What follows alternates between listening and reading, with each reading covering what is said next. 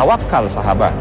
Aktivitas sudah kita kerjakan, ikhtiar sudah kita kerjakan, semua sudah kita kerjakan. Sudah, jangan dibuat pusing dengan dunia ini. Pasrahkan kepada Allah melalui doa kita, ya Rabb, semua sudah aku kerjakan ya Rabb. Ikhtiar duniawi sudah hamba kerjakan, ikhtiar ukhrawi yang sudah dituntunkan oleh Rasulmu dan kau perintahkan sudah aku kerjakan ya Rabb. Tinggal sekarang hamba pasrahkan ini semua kepadamu. Karena sesungguhnya yang memegang rezeki adalah engkau, yang memberikan rezeki adalah engkau, dan hambamu ini hanya ketitipan rezeki. Dan kita perlu tahu bahwa Allah lah yang maha tahu apa yang terbaik untuk kita. Mana qasamin malis sedekah, tidak akan pernah namanya kurang harta yang disedekahkan tuh. Bal yazdad, tambah.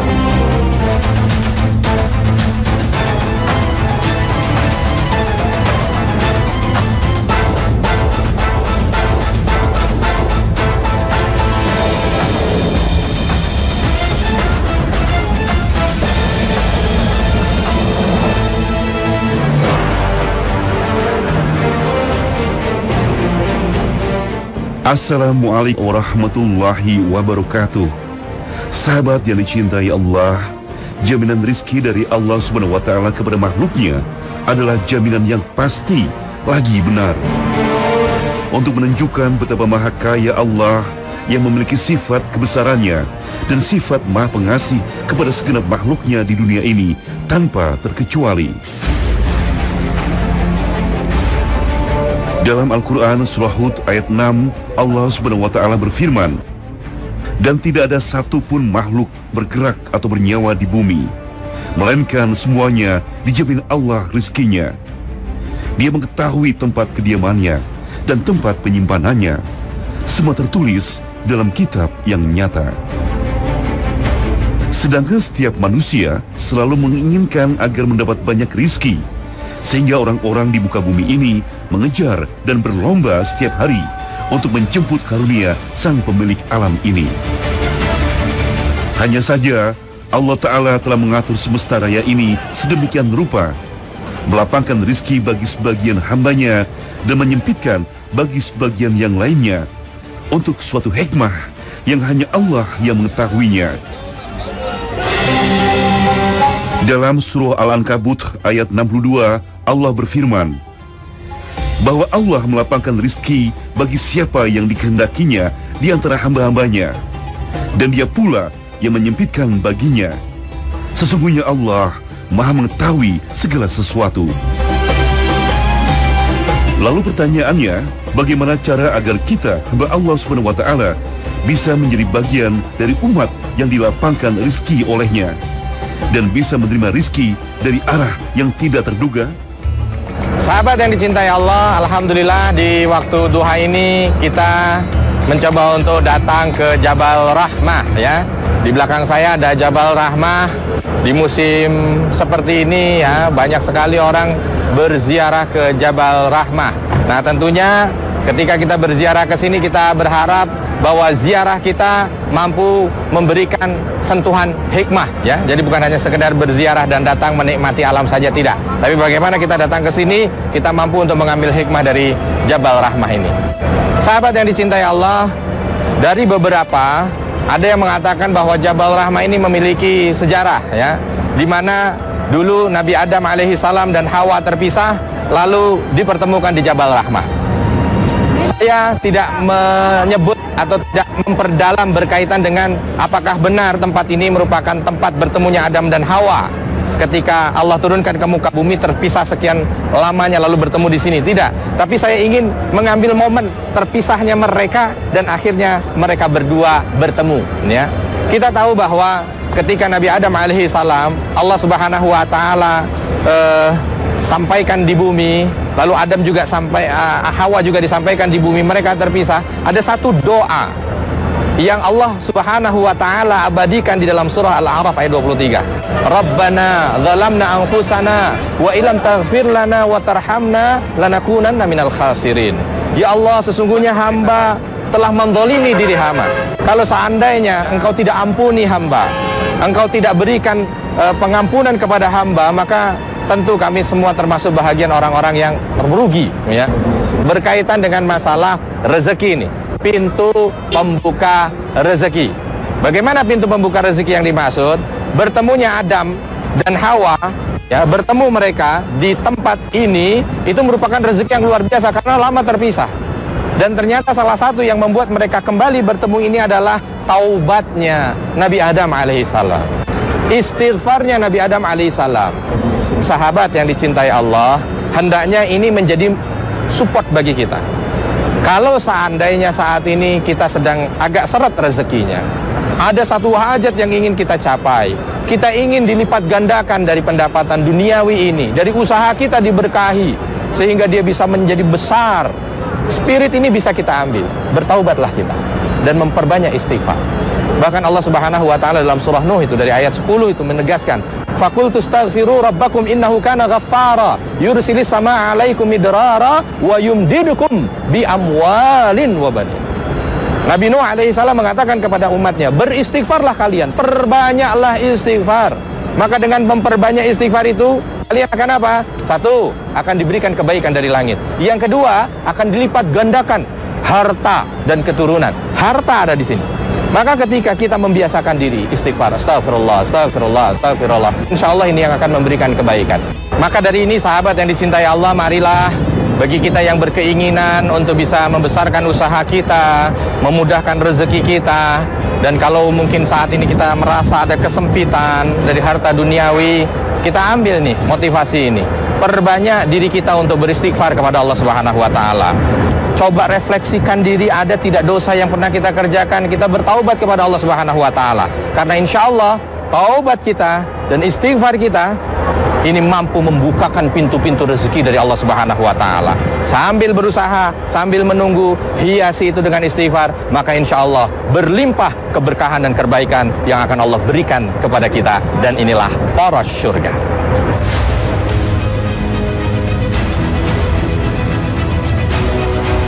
Istighfar menjadi amalan yang merupakan salah satu sifat dari hamba Allah yang bertakwa.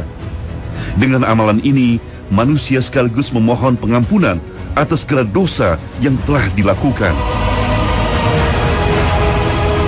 Kesungguhan untuk meminta taubat dan membersihkan diri telah dijanjikan oleh Sang Pemilik Rizki kepada hambanya berupa curahan rahmat yang sangat banyak, seperti yang difirmankan Allah di surah Nuh ayat 10 hingga 12. Maka aku katakan kepada mereka, mohonlah ampun kepada Tuhanmu. Sesungguhnya Dia adalah Maha Pengampun. Niscaya Dia akan mengirimkan hujan kepadamu dengan lebat, dan membanyakkan harta dan anak-anakmu, dan mengadakan untukmu kebun-kebun, dan mengadakan pula di dalamnya untukmu sungai-sungai. Al-Quran surah Nuh ayat 10 hingga 12. Sebab itulah istighfar menjadi representasi orang-orang yang bertakwa kepada Allah Subhanahu wa taala. Di dalam ketakwaan itulah Allah Subhanahu wa taala membuka dan melapangkan pintu rizki bagi hamba-hambanya. Sahabat yang dicintai Allah, seperti apa orang-orang bertakwa yang diinginkan oleh Ar-Razzaq atau Maha Pemberi Rizki? Ternyata telah dijelaskan dalam Al-Quran surah Ali Imran ayat 133 dan 134. Allah Subhanahu wa taala berfirman,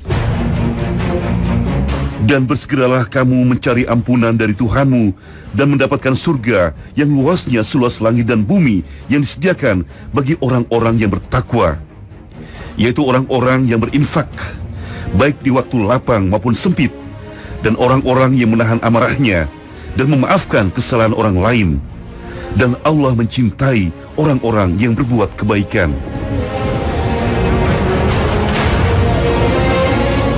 Memiliki sikap takwa menjadi salah satu amalan seorang mukmin yang membuat pintu rizki dari Allah terbuka lebih luas. Dengan sikap ini, seorang hamba beramal ketaatan atas petunjuk Allah untuk mengharap rahmat-Nya dan meninggalkan maksiat karena takut akan siksanya. Kedekatan dari seorang hamba kepada Sang Pencipta dibangun dengan amalan wajib yang Allah cintai dan amalan sunnah yang membuat Allah semakin mencintainya. Assalamualaikum. Dari mana? Malaysia. Sahabat yang dicintai Allah, Kita lihat ya, banyak di musim seperti ini orang-orang yang datang untuk melaksanakan ibadah haji, khususnya di bulan haji dan umroh ya.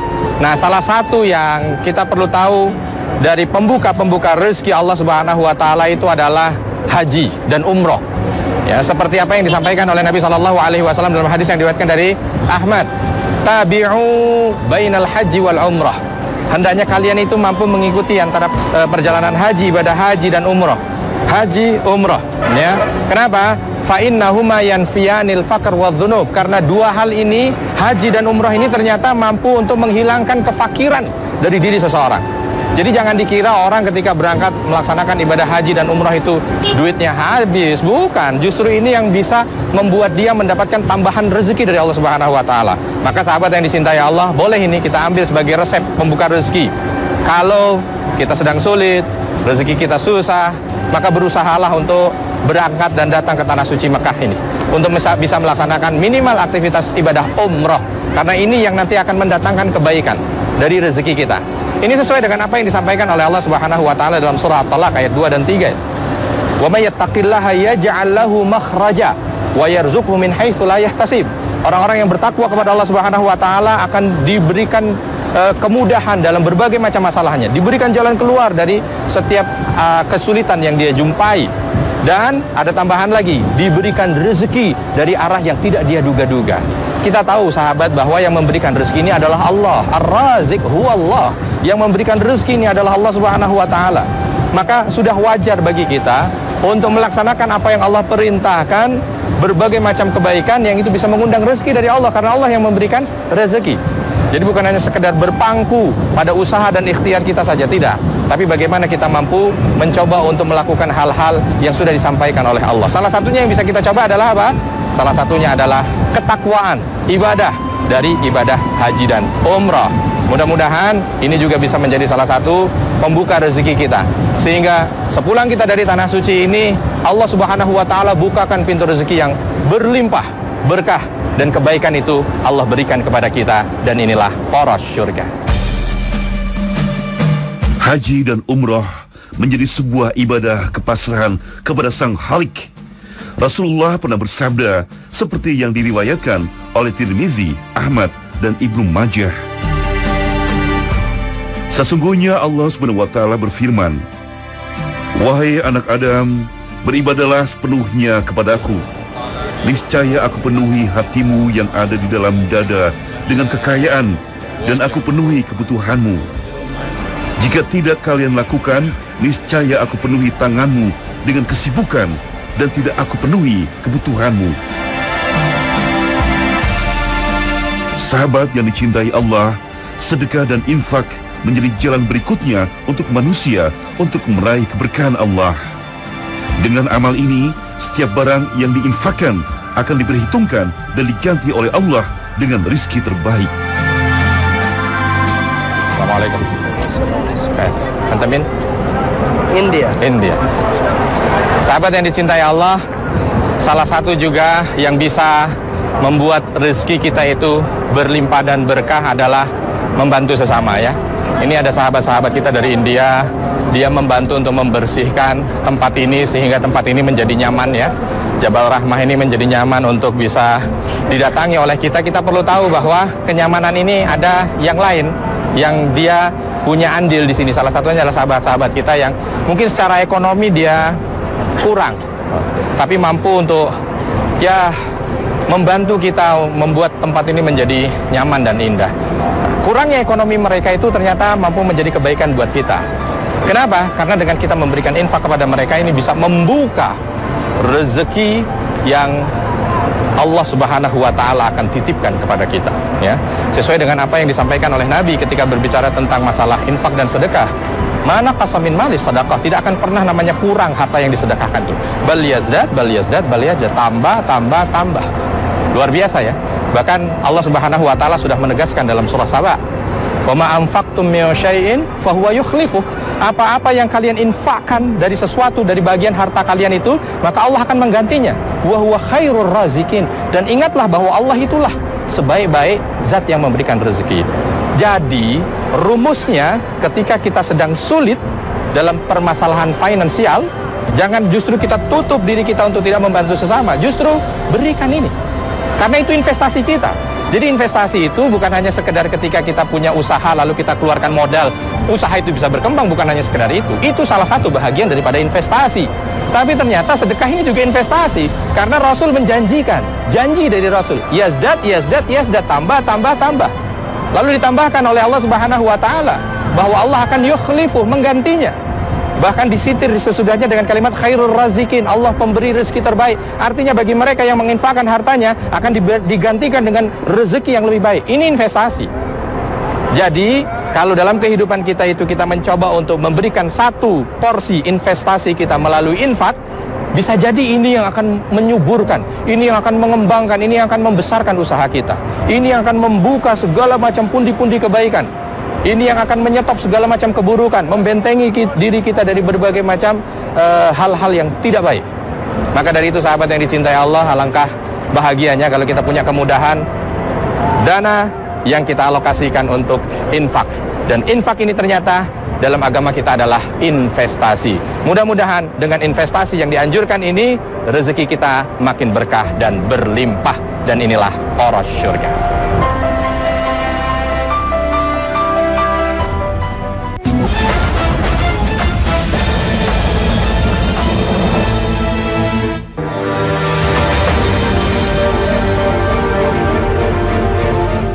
Kekayaan, harta benda yang berlimpah tidak akan membawa arti apabila tanpa keberkahan dalam memanfaatkan rizki yang sudah diberikan Allah Subhanahu wa taala kepada hambanya.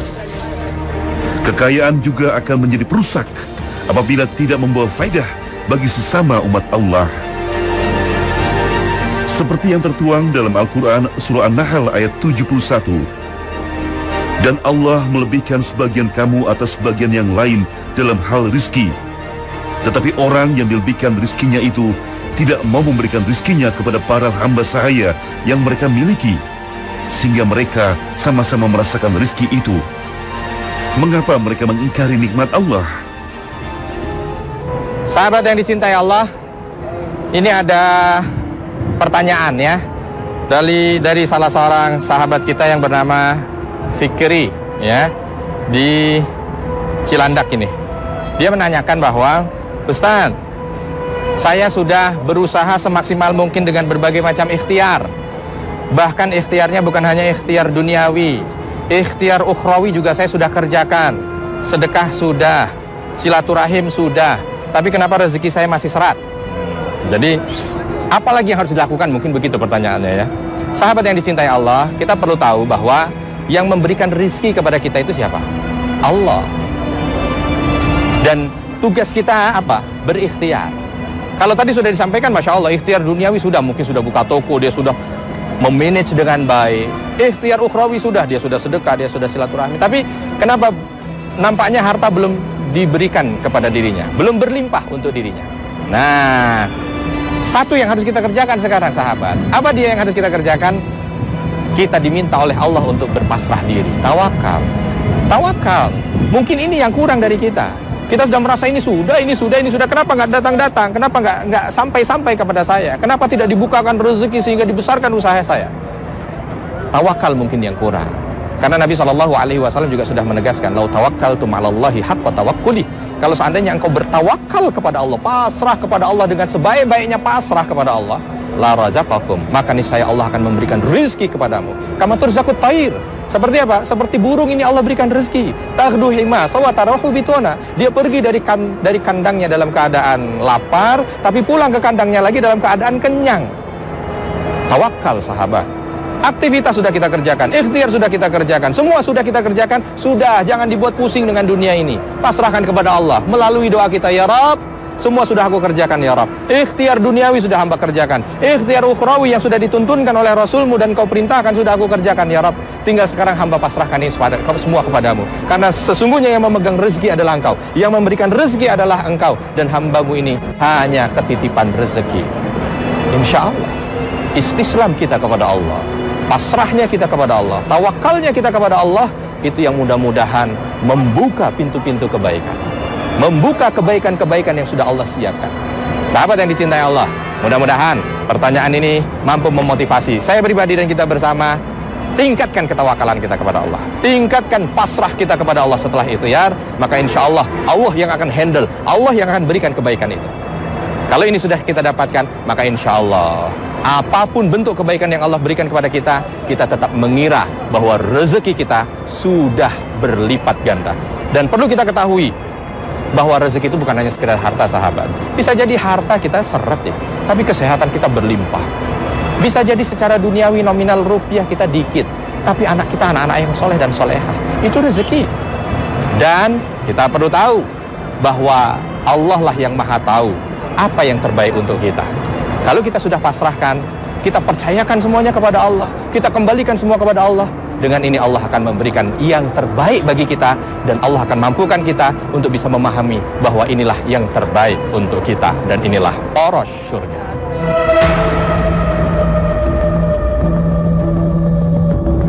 Setiap orang yang terlahir ke bumi sudah dijamin oleh Allah rizkinya. Namun besar kecilnya rizki yang kita dapat akan bergantung pada doa dan usaha yang kita lakukan untuk membuka pintu rizki. Dalam surah At-Talaq ayat 3 Allah berfirman, barang siapa yang bertawakal kepada Allah Subhanahu wa taala, niscaya Allah mencukupkan kebutuhannya.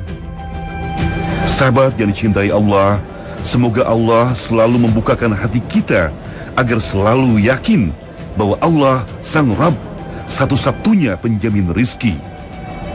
Dan semoga kita bisa selalu dapat menyempurnakan ikhtiar menjemput rizki dari Allah dengan cara-cara yang Allah ridhoi.